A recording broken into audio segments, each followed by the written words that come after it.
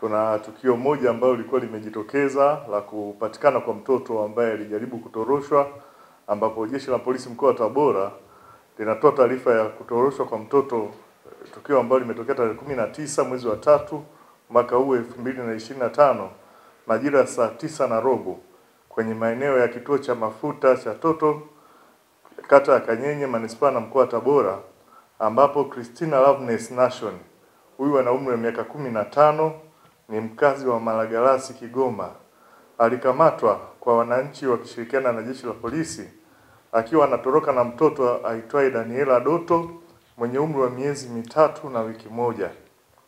Mtoto huyu alimchukua kutoka kwa mwajiri wake aitwaye Beatrice Kiboma. Ni kwamba tarehe 18 mwezi wa 3 majira saa 7 mchana mtuhumiwa Christina Nation alifika hapa Tabora akitokea Kigoma, ambapo alikuwa ameongozana na rafiki yake aitwaye Koladula Deo kwa ajili ya kufanya kazi za ndani. Huku mtuhumiwa huyu kwa maelezo yake anaeleza alidanganya kwao kwa wazazi wao kwamba alikuwa mjamzito, hali ambayo ilipelekea wazazi wake kuchukizwa na kuondoka nyumbani kwao kuja kufanya kazi za ndani, na kwamba aliogopa asingeruhusiwa kuondoka nyumbani kwao bila kutoa sababu kama hiyo ambayo aliitoa. Na hivyo alipofika na kuanza kufanya kazi kwenye nyumba hii, aliona kwamba kazi ni nyingi, hivyo aliamua kurudi nyumbani kwao na alipata wazo la kutoroka. Na njia ya kutoroka, aliona kwamba amchukue mtoto ili atakapofika nyumbani kwao, kwa sababu aliondoka akisema ni mjamzito, akifika nyumbani kwao aweze kueleza kwamba huyu ndio mtoto ambaye alikuwa amejifungua kwa kipindi ambacho alikuwa ameondoka. Kwa hiyo alifanya mawasiliano na mama yake na kumweleza kwamba amejifungua na anarudi na mtoto huyo. Kwa hiyo ndio alitoroka na mtoto huyu, na bahati nzuri kwa taarifa ambazo tulipata na ushirikiano kwa na wananchi, mtoto huyu ameweza kupatikana kabla hajafika mbali, na amekaguliwa na kukutwa akiwa na afya njema na tayari amerejeshwa kwa wazazi wake, huku hatua nyingine za kisheria zikiendelea kuchukuliwa kwa mtuhumiwa huyu, na wapelelezi wetu wako katika uchunguzi wa kina kubaini hii sababu ambayo imeelezwa kwenye hatua za awali kwamba ni sababu halisi iliyomfanya kumuiba mtoto huyu, ama zipo sababu nyingine ambazo zimejificha ambazo wapelelezi wetu wanaendelea kuzifanyia kazi. Ni mida ya saa 9 hivi nilipigiwa simu na mke wangu akiwa analia sana. Unaona? Sasa nikamuuliza kuna nini, akaniambia bwana, yule binti aliyekuja jana ametoroka na mtoto. Unaona? Ametoroka na mtoto tena. Nasema Sasa kwa hiyo mimi ikabidi nitoke kazini nianze kuelekea eneo la polisi kwa ajili ya kwenda kutoa taarifa. Hasa bahati nzuri wakati hilo limetokea, maana kwa ushirikiano na majirani ikabidi zikapigwa simu kwenye vituo vya bodaboda vya jirani, lakini pia na stendi kule, ili kama atafika hayo maeneo basi tupate taarifa hizo.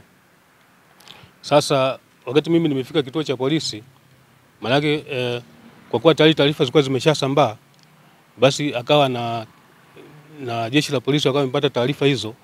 Kwa hiyo ikabidi wakafika kwenye maeneo hayo ambayo maeneo ya stendi, ili kwa ajili ya kuweza kuangalia kumtafuta huyo binti. Kwa mida kama saa 10 hivi tayari yule binti akawa amekamatwa kwa kushirikiana na Jeshi la Polisi pamoja na raia wema.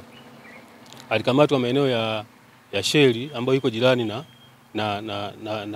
eneo la stendi, akiwa anatoa fedha kwa wakala ili aingie stendi aweze kupanda gari aondoke. Tueleze kidogo mazingira ya kumpata huyu binti.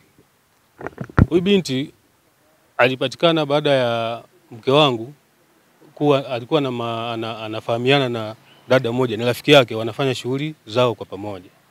Sasa alikuwa amemuomba msaidie kutafuta binti wa kazi. Kwa hiyo yule dada baada ya kama wiki hivi ndio akasema bwana, kuna binti amepatikana maeneo ya Malagarasi, Kigoma huko. Umeona? Basi mke wangu akamtumia nauli. Kwa hiyo tarehe 17, tarehe 18 ndio huyo binti akawa amefika hapa Tabora. Na ndipo tukampokea.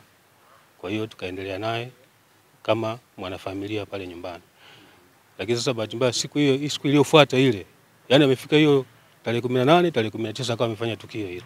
Kwa kweli mimi Ninashukuru sana jeshi la polisi kwa ushirikiano walioutoa, kwa sababu hivi ninavyoongea isingekuwa ushirikiano ule, maana yake yule mtoto asingepatikana, angekuwa amepotea moja kwa moja. Lakini baada ya tu taarifa hizo kupatikana, jeshi la polisi walifanya kazi kubwa sana, na niwashukuru kwa sababu pia walifanikisha pia kuokoa uhai wa yule binti, kwa sababu pale alipokamatiwa tayari raia walikuwa wameshajaa wengi.